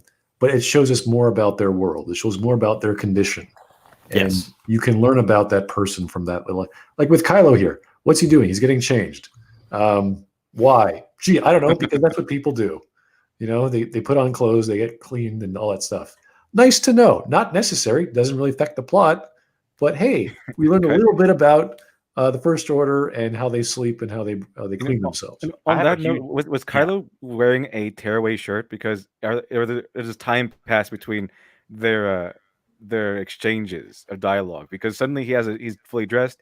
They go back to Rey, and then we cut back to Kylo, but a few seconds later, and he has a shirt off. You know what it is? I figured it out. It was Emperor Palpatine taking off his shirt for Rey so that she'd be sexually confused. Kylo didn't even know what was going on. He just thought that he had his shirt on. He thought he was having a regular conversation. It's like, what are you talking about without a shirt? Yeah. Put your shirt back on. What are you talking about? Here's a super chat from Stephen Alvarez. The reason Dark Fate was popular was the story being self-contained. Ignoring continuity was never an issue. That's an interesting take on Dark Fate. Wow. Terminator Dark Fate? Yeah. I think so. That can't be right. There's no continuity issue? What in the bloody hell are you talking about? I knew it would be a travesty, so I didn't see that one. Why would anybody enjoy Terminator Dark Fate? Is Terminator Dark Fate the one where they kill John Connor? Yes, it's the one where the Terminator comes back and he's like, John Connor, I'm here to kill you in the Terminator franchise. And then John's like, no, I'm digital. And then he gets killed. Okay, so yeah, just like the rest of the world, I didn't see that movie either. Yeah, well, but it was popular because the story was self-contained, even though it wasn't. Yeah. We can look at these 4 scenes from Last Jedi. We know why there's a problem with them. One, we don't know how this is possible. So the believability of the entire scene is kind of out the door. It's kind of hanging from the ledge, but it's still out the door. So it's like, all right, how is this happening? We don't know. Who's doing it? We don't know. What's the point? They kind of hate, like there's a scene where Rey picks up a blaster and tries to kill Kylo, and nothing happens. And then the next scene, they're getting water on his hands. It's like, well, why is there transfer of water, but not blaster bolts? Like, what's going on here? And then we see in Episode 9. First we learn in Episode 8, Snoke was doing it. Then it wasn't Snoke. By the way, sorry, do you remember because you just reminded me of this, in The Rise of Skywalker, there's a moment where Kylo just like puts his hands out before he's fighting the Knights of Ren, and he kind of like shrugs for a second. Did you realize that was a Return of the Jedi reference from when Han Solo did the shrug thing when he captured all the... I didn't until I looked at somebody that was comparing those like wow, Reylo and all that shit. And I was like, it's amazing that people think that ripping off something is a good thing now. Like, people are searching so hard. We've been pushed so far down the bar. Like Half-Life 2, the little documentary book is called Raising the Bar, and I love that because that game really did raise the bar for me in 2003. There's such a visual difference, the presentation, it affected video games forever. And I feel like if they do a storybook about the sequel trilogy, it should be called Lowering the Bar, and it's like how we succeeded without any expectations at all, or how we succeeded at subverting expectations. That's the subline. Also, Terminator Deepfake is a good one. Ooh, I just remember that one was it was touted as very popular, but ultimately I just heard nothing but bad things about it because it killed John Connor. That was a big one. All I heard was they were really upset about them killing off John Connor. I've not seen it yet, so it could be self-contained. It's self-contained in the idea that Terminator is, where they just recreated the same plotline. It's like The Force Awakens. It's like there's a new Skynet. It's called Legion, and it's bigger and badder. And then they have to send a new Terminator style thing back. But this one is a human being, cyborg or something like that needs to be juiced up every couple of minutes. And it's just like will repeat everything, and then they have a metal Terminator like a liquid metal one that can split, but then it doesn't use that ability. So it's one of those things where they just took the source material and then went, how can we double down? How can we make it bigger? How can we make it scarier? Which is the most obvious thing that you can do. And then they added the woke elements of making a woman really unattractive, and then making it all about girl power and killing off all of the masculine entities in it. Which is just great. That's what I love. That's why when I go to an 80s action movie, I love to be emasculated. That's exactly what I go for. Meanwhile, everyone was watching Aquaman. So yeah, everyone was watching people just do crazy like Chinese drone kung fu style cameras with speed ups and slowdowns, and the producers are like, I don't understand the filmmaking audience anymore. Like DC must not know at all what they're doing, because like you have Aquaman on one hand, and then you have the Joker on the other hand, and you have Birds of Prey on the other, and you're like, what's the aesthetic here? What are we going for? What is DC? It was a miserable pile of randomness. Joker was just like an offset. They all kind of laughed at that, like, oh, you do you silly guy over there making the Joker. We're over here making real movies. We're making real superhero movies with powers, and then Joker's over here like, yeah, I'm making a movie. I'm making $1 billion, and you're laughing. $1 billion. Joker was a great movie. I like that movie a lot. And Aquaman was not, but I love that it was trash. It's fun trash. It's got Dolphin Lundgren in it, and he's a waterman. But the Joker was fantastic. I really like that one. Everyone hates it because it but there's a big sect of people who hate it, and it's because I don't know why. I guess they don't like the director's politics, which is pretty ironic now. Ironic considering those seem the same people who demand that you like them for their politics and you like their movies because it has their politics in it, and then they have the Joker that kind of makes fun of all this other stuff that they love, and that's just funny. But it's funny because they're still depending on the brand, because nobody went to go see that Cuck movie. Literally $0 box office. Nobody paid for it. That's the movie that's supposed to be woke. It's supposed to have we're revealing what it's like to be an emasculated white male and how fragile male ego is and all that stuff, and made $0. Meanwhile, Joker actually showed that and made the audience feel that, and it made it people that hated that and those people uncomfortable to identify with the Joker, because they're like, oh, I want to be this rebel, resist or whatever. I like the Joker, I'm a nerd now for the last 2 years. And then they go and watch a movie and they get this thing where like, oh no, I identified with this white cis male who has all these problems, and Todd Phillips is in the corner like, yes, fuck you. Here's an interesting super chat from Jaeger Bomb, thank you. Which is more annoying, terrible content we're getting, apologist for said content, or is it apples and orange analogy you gave? Keep up good work? Okay. I don't know exactly by terrible content. I think so you mean like movies in general that aren't good. People who like those movies, so apologists, or people like us who are giving apple and orange analogies. I'm not sure exactly what that was referring to. No, he's saying, is it apples and oranges? Like, it's incomparable that there's a difference between the people that are shilling and the people that are making the content. And I think Jaeger Bomb, which is a cool name. My opinion on that is that the worst case scenario is the people that are doing all the critique and stuff that are on the outside will then get pulled into the inside and make shittier content. Like, they'll be validated in their opinion, and they constantly are by like partisan hacks and stuff. Like you have people like the Mary Sue or whatever that wouldn't really exist if they didn't have some sort of support. You have the Anita Sarkeesians running around. Like, she wouldn't have any power if there weren't studios that were trying to be woke, and then all those studios go broke. And then, so that's the worst case scenario, is that both are in concert with each other. And I really think they are. It's just that the people that are outside, it's the old adage, like, where they can't do, so they become critics. Like, Patrick Williams isn't good enough at film to actually get into film, or he's too egotistical to take a base level job, so he's got to be a critic. And then on the other hand, you have people that are trying to understand the content, and then they're creating the videos of their review and critique so that you understand their revelations. And there are a lot of good success stories about YouTube channels that actually ended because the people succeeded, like Every Frame of Painting and Lessons from the Screenplay. Success is in the material, and you can see it because you can go back to those videos and relearn the lesson that you had before, or refresh yourself. If you go back and watch any of these like movie Bob videos, it's like watching an archive of someone's madness. It's a big difference. So all those shills, they're not as dangerous as the people making the content, but if they ever got to make the content, and they really royally screwed up. Like, that's what the New Warriors is. It's somebody that's coming from the activist world into this world and shitting all over it. This is getting rather political. I mean, it's not really political. See, the thing is like it's political for us because they make it political, but really, it's for us, it's about preserving the identity of a piece of art. It's non-political for us. It's just a memory, and they're trying to trot on the memory. That's why the kill the past thing is relevant. It's not as much political as it is a philosophical attack on your spirit. It's like the idea that the things that you like are no longer acceptable. You can't be a badass male that's going and saving the day anymore. And we see the subtext of it, but I think that it's the pretext, and I think it's the obvious. I think it's just obvious now. They're attacking our cultural mainframe by simultaneously drawing from the well until it's dry, and then also poisoning it.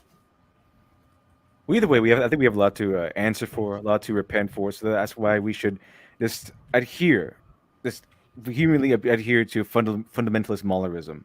I know I have made my vow. I've gone through the sacrament of confirmation of fundamentalist Maulerism, and I've learned that. I have learned how to do the splits just so I can man spread extra wide on the subway. Thanks, Cliff. Nice image there. Jean-Claude Van Damme all the way. Oh boy. Okay, let's get back to our wonderful Skype Force connection, which is so wonderful to see because we don't understand the context of it, but let's go. As soon as I hit the play button, there we go. Or force FaceTime scenes in the film. Again, let's focus on whether or not these scenes turn the story. Do they provide new information? Do they create new conflicts or new character action? Do they add to the momentum of the story? In the first force FaceTime scene... Wait, isn't that a different criteria? Add momentum to the story? That was an entirely different criteria. Yes, I thought so. And even I hope he's going to say yes to all of these, because I could absolutely make an argument that yes, all three of those can be satisfied through this Skype call bullshit. Yeah, it's not a good sign when you start changing your criteria when you're comparing it to multiple things. Oh dear. Okay. Kylo Ren learns that Rey is with Luke. What's that about? While this is new information, Kylo Ren does nothing to act on this information. He doesn't go searching for Rey or Luke. He simply continues going after the rebel ships. So while this scene...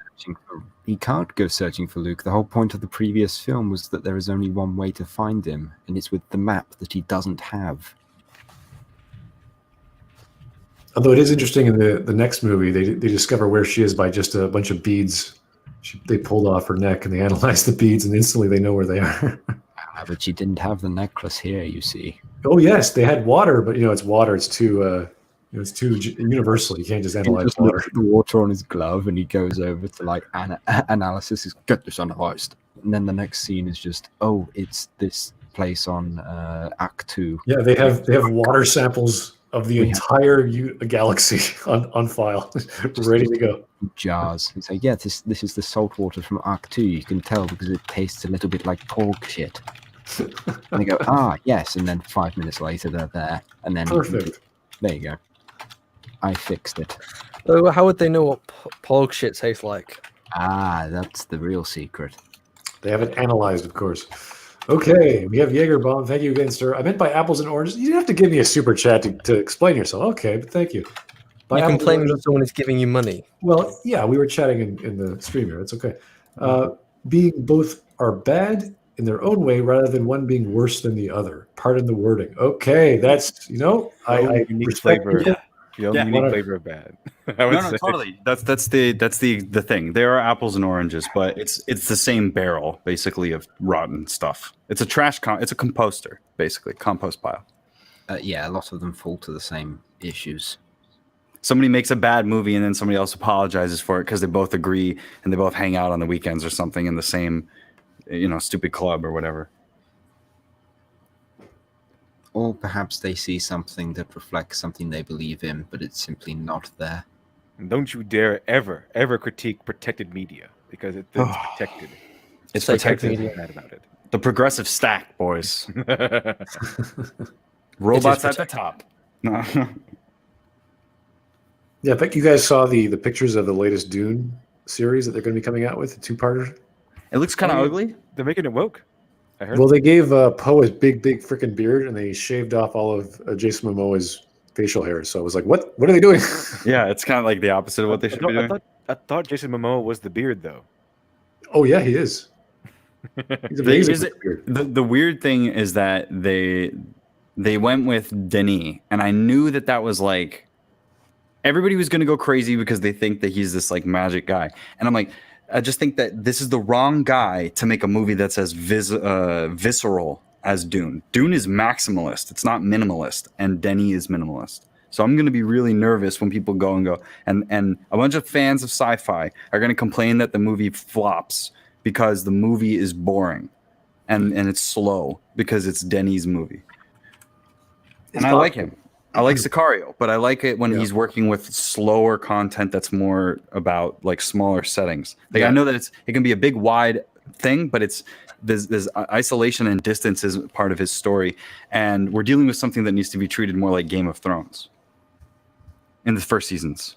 You look at the 1984 version of Dune, like the fact that that thing was even made is amazing because it was such a strange science fiction story for its time. How it was produced, the actors involved, like Patrick Stewart, I think was Gurney, like all these weird, like Sting was in there. Like what the hell is going on with this cast? How did they get all this onto the page? If you read the Dune saga, or at least the first, I think it was the first book they based it off. It's really strange. Like it's a weird, creepy, weird book, and I'm surprised that the crazy TIFF film I got to watch, Stravosky's Dune or whatever it was. Oh, Jodorowsky. Yeah, yeah. His interpretation was like as crazy as it was.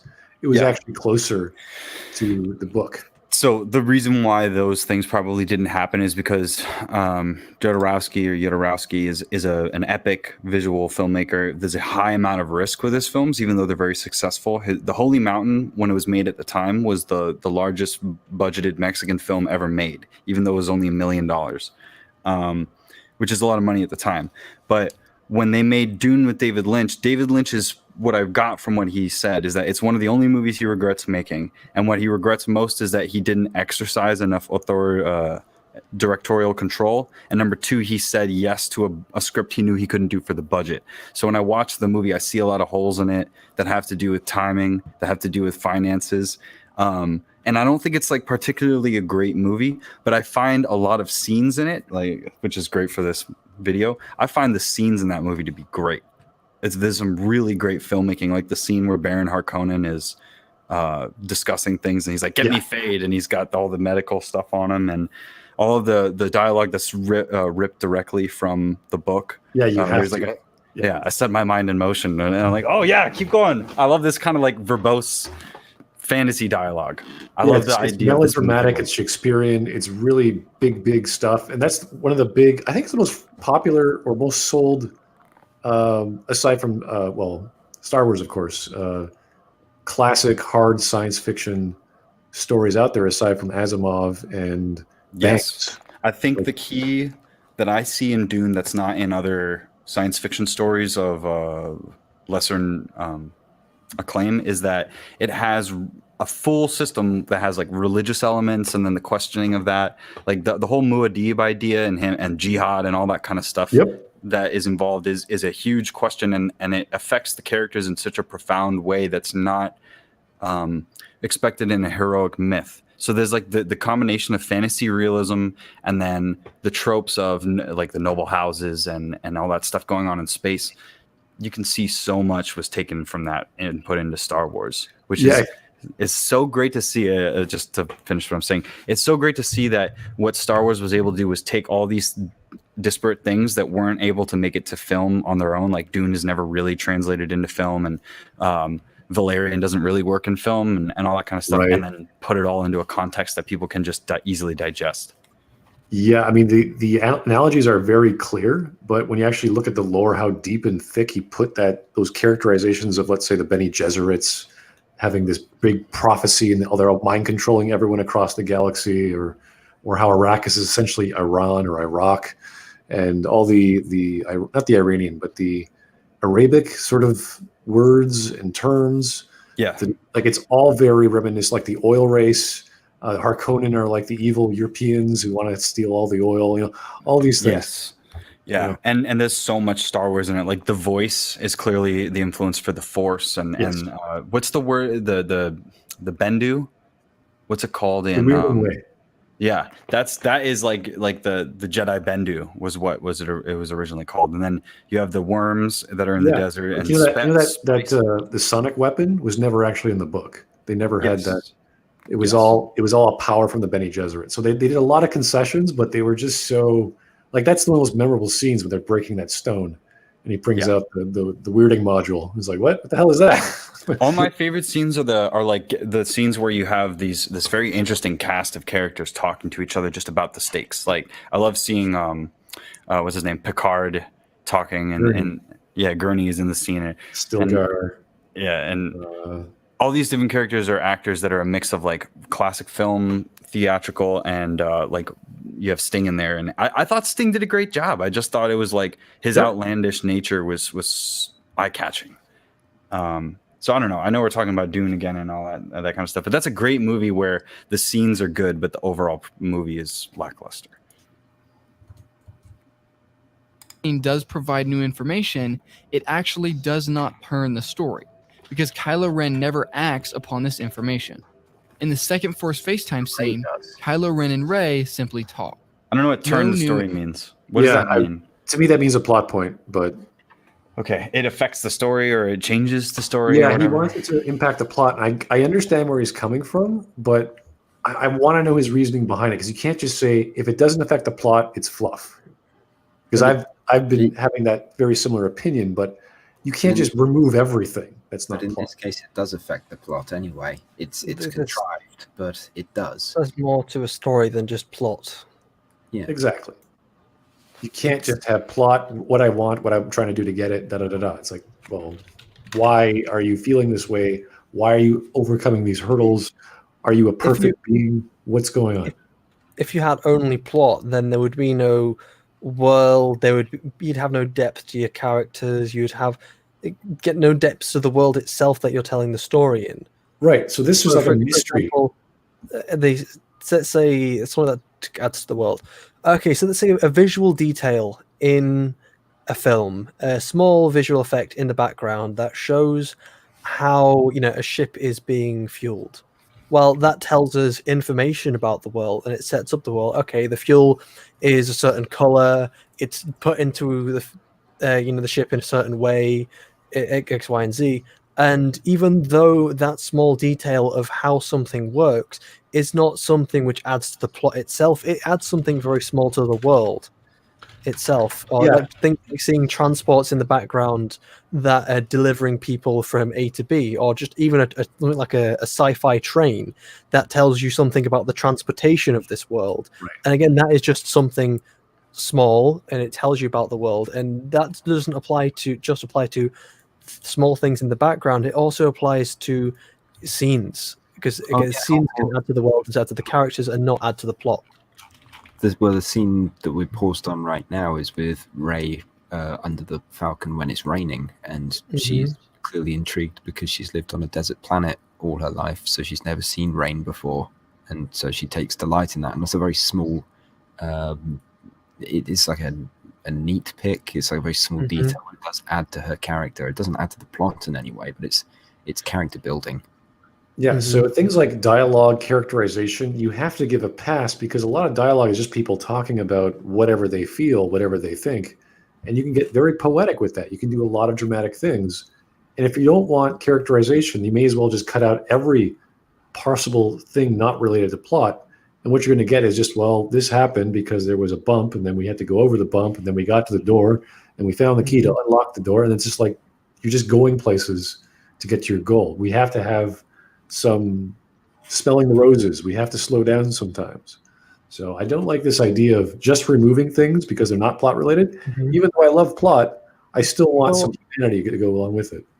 I would say that what he's talking about usually is if a film, I'm going to go to another example of, I didn't name it last time, but I'll name it this time, Star Wars The Clone Wars, one of the latest episodes, pretty much went nowhere, said nothing, added nothing, and the whole thing could have been cut out.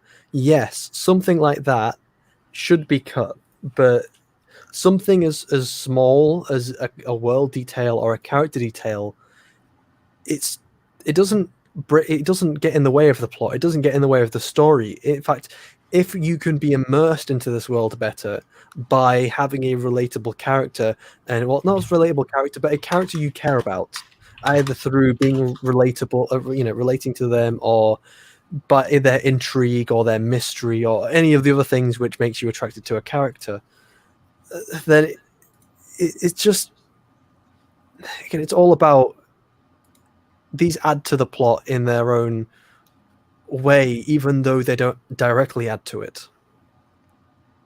Yeah, Well, but does it have? story, I should say, not the plot. But does it have finger milk and finger sex? Oh yeah, here's a super chat from Punished Berserker. Thank you, sir. Oh. Get to the finger sex. Yes, No. very important. Okay, so it's just I'm because a someone's prude, guys. asking about It's too someone's lewd asking for about me. the Clone Wars in the thing. Okay, so without Anybody getting who to likes the Clone spoilers- Wars has to be just ridiculous. I mean, seriously, who would even like it? Clip. No.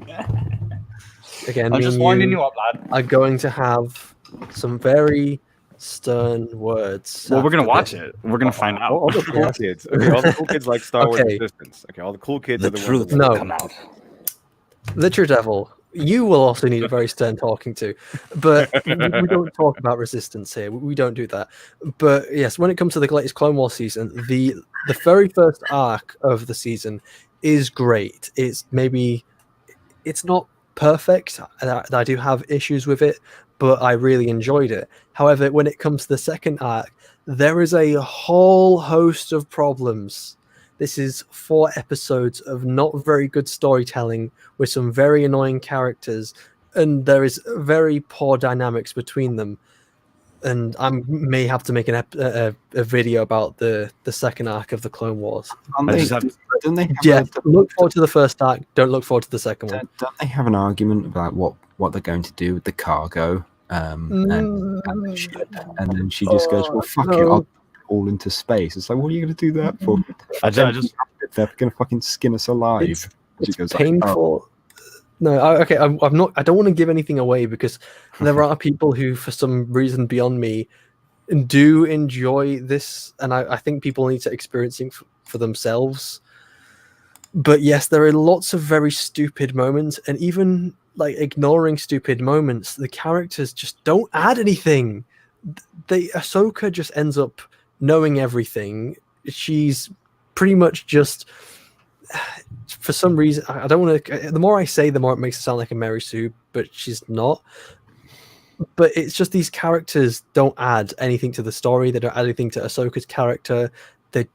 They should have been removed. That's something you should remove, not small details that add to the world. Are the characters you're talking about? Do they have shaved heads by chance? Yes, The shaved sides of the heads. Yeah, that's woke. That's a woke haircut. they're Oh, shit. very annoying. That's They're a visual, very that's a visual cue. stupid. They don't have blue hair, but they do have shaved sides of their heads. That's woke. It's got nothing to do It's- with, it's- with their it's hair. woke.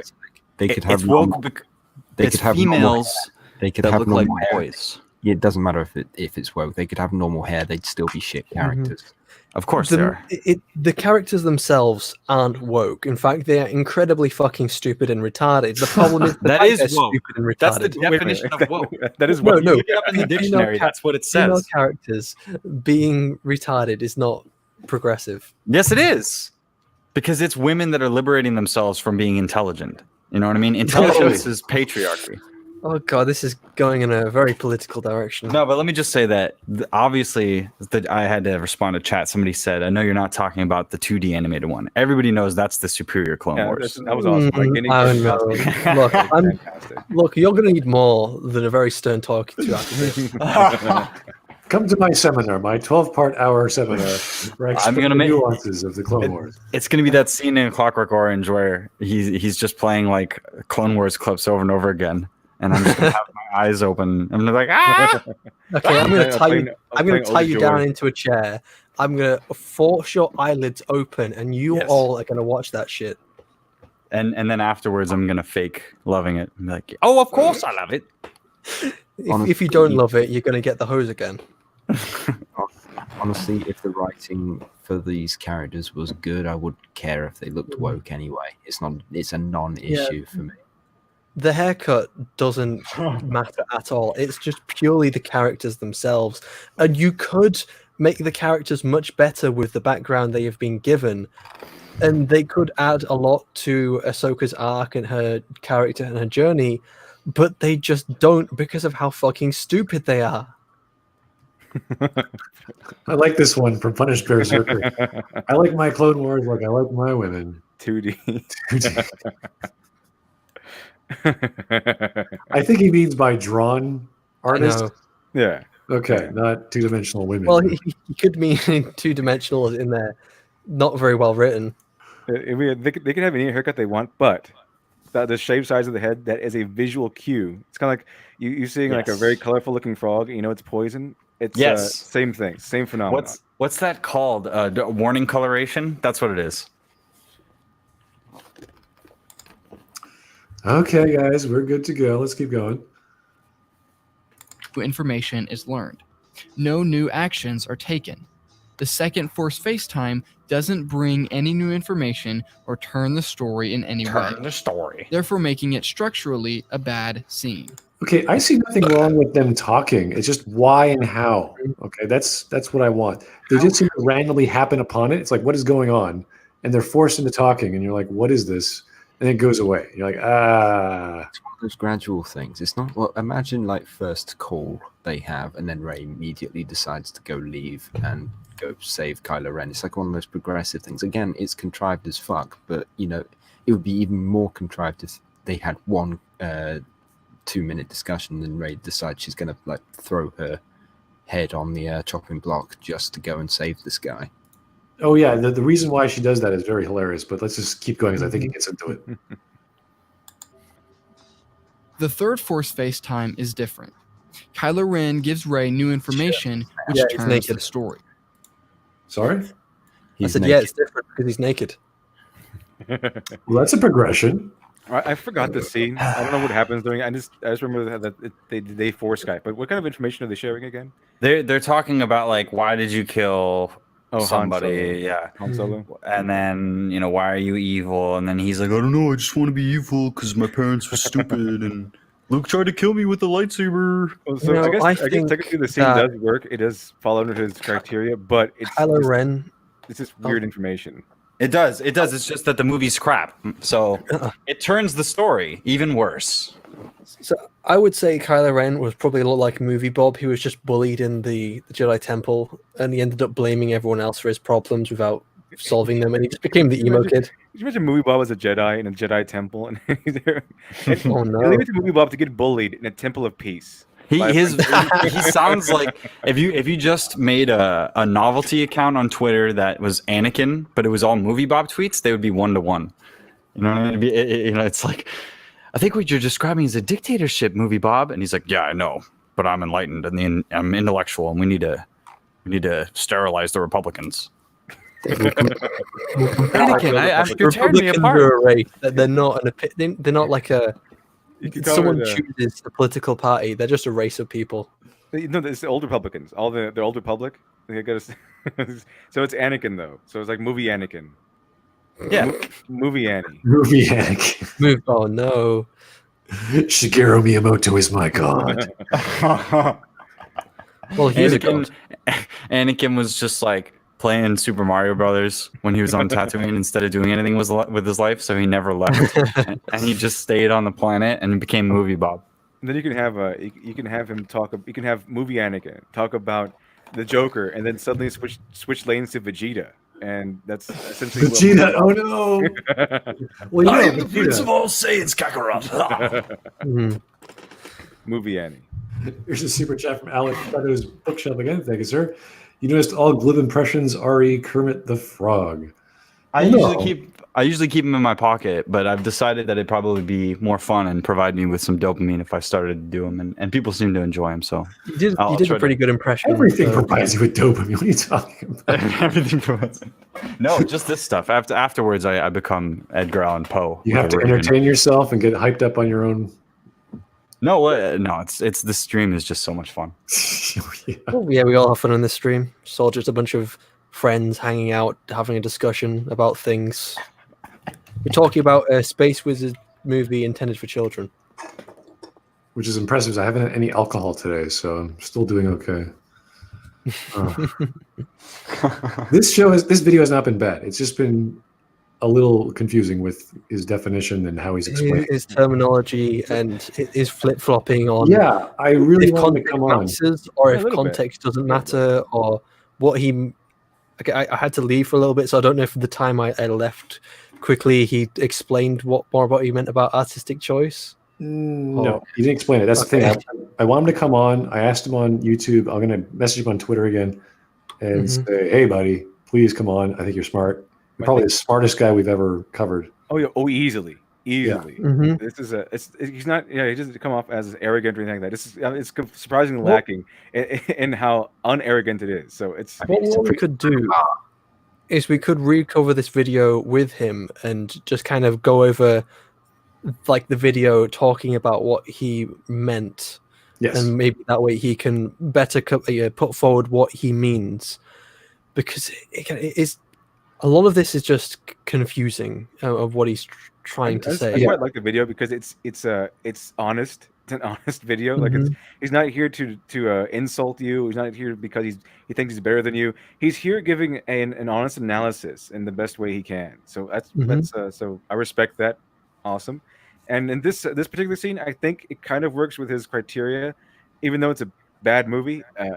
But it does move the scene along. It does give you some new information, and moves the story along. Because this is the part where they, even however dumb it is, however dumb you think it might be, and I think it's pretty dumb. But this conversation between Kylo Ren and Rey with their Force FaceTime, it does build up on things. It does build a relationship and a connection between these two characters that will go on to be used to continue and further future plot points inside the movie. So, yeah, does it move the story along? It absolutely does. Does it give us new information? Yes, we can get to and look into Kylo Ren's motivations without the possibility of fighting until we, later on or the next movie or something like that. But is it Last Jedi where they fight via Force Skype? Or is that the next one?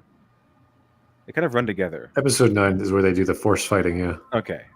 Just making sure. So yeah, in the context of the Last Jedi itself, it's just there's no possibility of them fighting as far as we know, and so they have no choice but to talk to each other and to figure out what the motivations are. Mainly, we get an insight into Kylo Ren. So we're getting information, we're getting plots being introduced, plot points being reinforced, connections being made. So yeah, we do follow at least some or most of his criteria here. Ever-changing criteria. Remember that? Yeah, I mean it seemed to change for some reason. But you see, according to Hume, no, Vegeta wouldn't have done this. You see, that's Vegeta. Kylo tells Rey that Luke tried to kill him in his sleep. This changes Rey's perception of Luke and harms their relationship. In the fourth Force FaceTime How did she scene, even believe Kylo? Like at this point, you're talking to someone who wants to kill you, hates you, has killed someone you supposedly cared about in front of you, and he's the bad guy. And all of a sudden, she just listens to him about something he says, which, to be honest, is pretty fucking ridiculous. And it's very strange that he ends up being right. If you have a constant voice in your head that you can't control, which is a psychopath, you'll eventually go, okay, it's a psychopath again. Here we go. What do you want to say, buddy? Okay. Yeah. So if they tie it into a mystery, like, oh, what did happen between you and Luke? And it gets revealed. So there's 3 reveals of this whole process. It's kind of rational. So I get that. The problem is the last one, which she's showing on the screen right now, is where she decides to reach out to him because she feels so alone. And even if I had, that psychopathic voice in my head, I wouldn't start confiding in him just because I could or because I felt so alone. Like I go talk to my big dog friend who wants to hug me all day, or the angry man who wants to be left alone, and I just keep I'll cry. Why not just talk to Chewie? Yeah, exactly. She can understand Chewie. Chewie's great. He loves you. It doesn't matter what you do. Chewie's with you all the way, man. He's just anything you want to do. He'll drive you there. Chewie's good. I think Chewie's a hippie or something. He's just always down for whatever. He's amazing. Just goes with the flow. No, you see, Chewie's a nudist as well. He got a little mad when Han Solo and then Leia and Han died, but he got over it pretty quickly. And all right, I guess I'll go with a kick with Rey now. I'm her co-pilot now. I guess he just kind of just comes with the ship. If he takes the Millennium Falcon, he just kind of comes with it.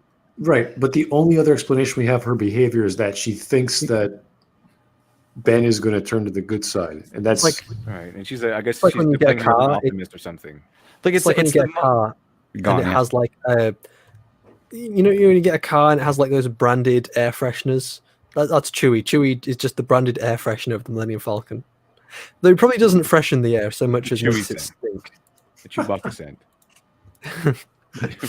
fresh Chewbacca. oh, yes, sir. Let's keep going. Well, he does shower. Thanks to Solo, we know that Chewie showers with Han at the same time, both naked. You don't Sorry, learn what? new No. information. Go on, I want to learn man. about information they share. Come on, guys. Yes, information. Got it. Kylo Ren and Rey simply talk again.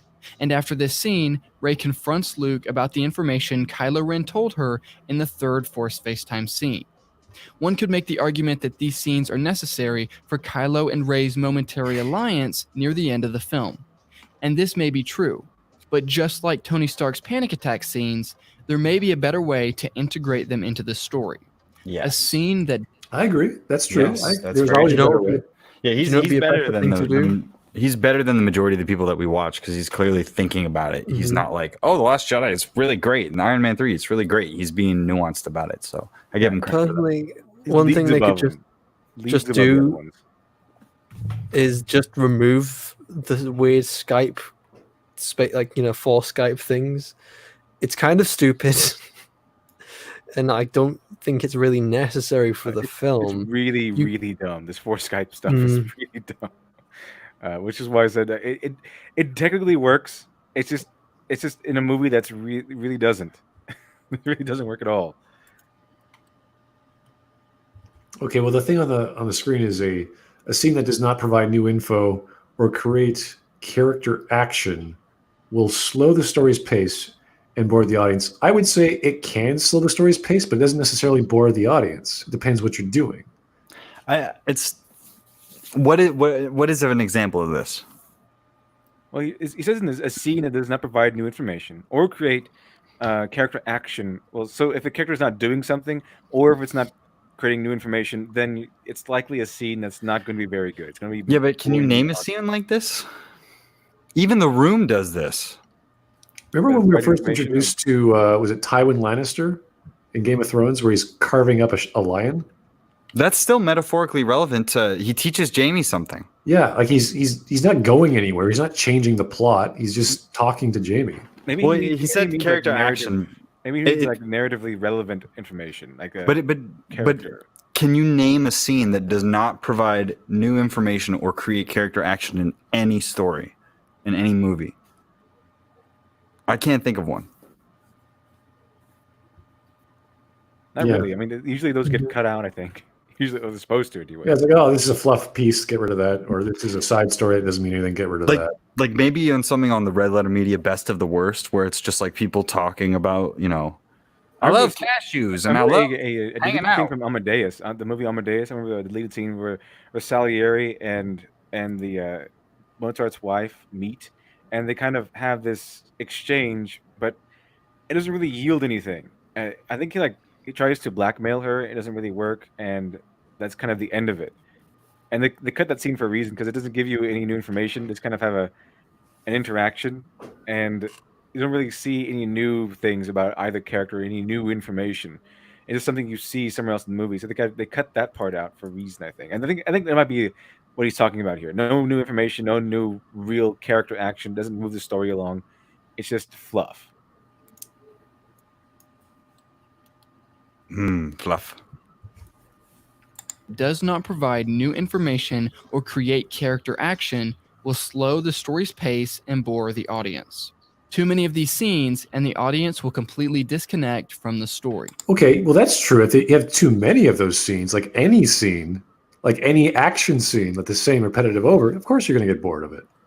So I agree, it's true. But They did that in The Room, I think. Where she keeps meeting with the mother, and she keeps telling her about she has cancer and different things like that, and keep telling you what you already saw what happened, you already seen what happened. So it's just a scene that repeats itself, and it's very little variance, and that one kind of gets old. so he's not technically wrong, but you could say that for everything in a story which is repetitive. So There is a difference between a bad scene and a scene that makes a controversial artistic choice. Understanding and identifying the difference. Wait. Did he describe the first one as being a bad scene or artistic? Did we miss the definition, or was I not paying attention? At this point, I've kind of lost interest in the video. Well, it's almost over, so it's fine. But I'm just saying, like, the definition wasn't very clear, and then he changed the criteria, and he's saying everything must have motion and push the story forward, or it's not. It's boring. I think he meant the one in Iron Man 3. He said was a good scene that fit and that actually pushed the story along, while the Last Jedi scene, I think, didn't. But we don't have any. I don't think he painted each scene as he labeled the scenes. He seems to have also chosen when he wants to incorporate the scene into the rest of the film, or when to look at it as just the scene itself. Like it's in some sort of vacuum, right? And so, there's nothing related to the plot. Oh, I get it because it is in space. Yeah, it's like, thanks for destroying the lore of how people survive in a vacuum and the Force and go into a coma and wake up, and there's the Force problem, and there's all the other Force problems with Leota and the Skype call. But he wasn't looking at that in the Leia scene. He was looking at just the scene itself. But then with the Skype call stuff, he's looking at how it influences the rest of the film. It's interesting. It's I think he needs a more critical eye, first off, to see because he missed all the conflict with Kylo not firing that shot. That was kind of important. That was probably the most important part of that entire scene, and then it got ruined because of Leia. So, isn't the fact that Kylo sort of bonds with Rey the reason why he offers Rey to join him as well? Yes, I would think so. I would think so. Yeah, he wouldn't just ask her because he wanted to. Hey, my uncle tried to kill me, so I commit mass murder across the galaxy. Why don't you join me? That sounds good. Yeah, that sounds reasonable. I love how the entire inciting incident for this sequel trilogy is just that Luke and Kylo couldn't have a conversation. Luke couldn't just be like, so dude, I've been getting these visions, and you're gonna kill all my students? Why? What did I do to you? And then he has to realize as he's saying it, I haven't done anything yet because the vision, because I haven't responded to the vision that he had with real world Force. Like, I'm a wise Jedi, so I made the worst mistake you could possibly do. Like, nobody. And then later in the movie, he's like, he blames the prequel Jedi for allowing the Sith to rise up, and it's like, but it's really all what you did. You let the First Order rise up, and then you let billions of people die in The Force Awakens. And you didn't even try to stop them. He didn't try to do anything. You let him go. You let him you let him off the hook. You let him go off on his own to commit mass genocide on a magnitude that just eclipses anything we know here on Earth. Like planets full of genocide. And you just stayed there feeling sorry for yourself. What kind of hero is Luke Skywalker? and publicly, people are like, The Force Awakens was okay. It wasn't that good. I'm like, no, it was awful. It totally destroyed a bunch of shit. It's just the other things are even worse. Yeah, you think a Master Jedi would have visions all the time and learn to understand, this is kind of horrific. I should calm down and figure this out. It's like, no. It's almost as if Luke is blaming the Jedi for his own mistakes. Like they were terrible too. It's all their fault, not my fault. Like this is not my fault. It's not my fault that I accidentally pulled off my lightsaber, couldn't keep my pants, pull up my lightsaber. Yeah, you would think someone with insights of the future would be like, hey, people are all very unique and different in their own way, and they make different choices in life. Wow, what a concept. It's like, maybe I should just act on my impulses randomly. The only evidence we get of Kylo being evil, like inherently evil, is that Luke Skywalker says that he saw him during training and noticed that he was evil during training or something. Like he had some dark side during training. And apparently it wasn't anything definitive. Like he didn't kill a student during a match or anything else. That would have been a big deal. He probably would have not visited his nephew in his tent or whatever. He would have visited his nephew in prison or something. So it wasn't that big. It's just Luke Skywalker, this kind of sensed, he says, that Kylo Ren has this strong pull to the dark side during training. And that's it. That was worth whipping his lightsaber out for. We never know. Well, I'm gonna pop off now, but I'll yeah, we're pretty see much you done. But thanks for tuning in, Shiny. All right. see you around. See you later, man. Friends will help you find and fix your story's problems and help you give better feedback to other writers. The next time you watch a scene that you don't like, use the moment to analyze why. Is it a bad scene, or is it a choice you do not agree with? And if you enjoyed this video, Can't that be both? Was that the other aspect of the criteria? I don't think so. That was never brought up before. Yeah. Okay, so it's either it could be a bad scene or it could just be a choice we don't agree with. I think he really wants to the whole sell this ebook, and I think he was just pushing it out as quickly as possible, maybe. Didn't think it through. It seems to be the whole point of this video now. Now that I get it. Okay, so it's going to be, is it a bad scene or is it just an artistic choice you don't like? Okay, so now I get it. Now I get the point. He's also got my haircut, so he's kind of he's like a younger version of me. Look at that. Yeah, I got to get him on the stream. All right, guys. Well, thanks for tuning in. That was interesting. I really like. Oh, we got a super chat from Mr. Steven Alvarez. Thank you, sir. Terminator Dark Fate was sarcasm. Okay. Point was that DF killed the past, like TLJ wanted or LJ wanted, and was supposed to be its own film. Wonder why it's okay in LJ. Huh.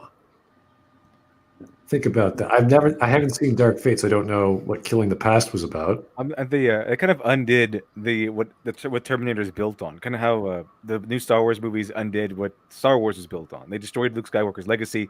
That's what it was built on, and they destroyed John Connor's legacy, which is what the Terminator was built on. So both movies destroyed the legacy of the past, which was the biggest selling points they had, and were the reasons why fans stuck with these franchises for decades. Yeah. Well, I actually enjoyed this video. He was in the right direction. He just got the details a bit off, I think. And maybe a little bit of scrutiny, I think he would have gotten it right.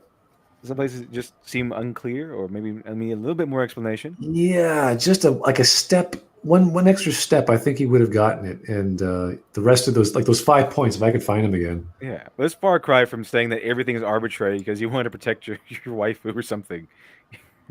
Money's arbitrary, time is arbitrary. Yeah, like what do the characters want? That's plot. 2, what is the specific problem in the scene? That's conflict. Same as the second part is still conflict. Third is what do the characters try to do get they want? Again, it's more conflict. What does the scene change the overall story, or how rather? Does it have to? Does every scene have to change the overall story? I don't think so. What did he change? Any new information or creative character writing would essentially change the story, but I think that the criteria alone could be simplified to just like does the dialogue have an effect on the story, or is it just fluff? But what's the definition of fluff to him? True, like that's what I want to know. Like if it sounds like it's just plot, and if it's not plot related, toss it. Which I can relate to, but I still want to know what the heck he means. What did he change the criteria to in the end? And when he was talking about the Last Jedi, he moved it to the motion of the story, or the pacing. What was it exactly? I'm trying to find it again. Where is it? Did we miss it? new conflicts or new character action? Do they add to the momentum of the story? Momentum, there we go. So that sounds as if he's building up the plot or the pacing. So it's like, okay, that's a different idea, but it's the same concept of as a. Then it became that is it just a decision you don't agree with, and I don't know where that came from. That was the ending, yeah. Or a choice you do not agree with. So interesting. He interpreted his idea 3 different ways, and I wish he could summarize his points more focused, and that way we can understand it better.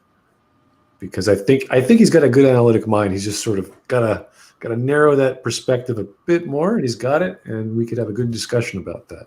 At least I think, yeah.